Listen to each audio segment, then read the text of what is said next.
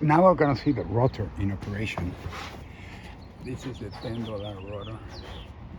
Let me set it up so that you have a better angle. Right there. Now I'm gonna apply 9 volts voltage.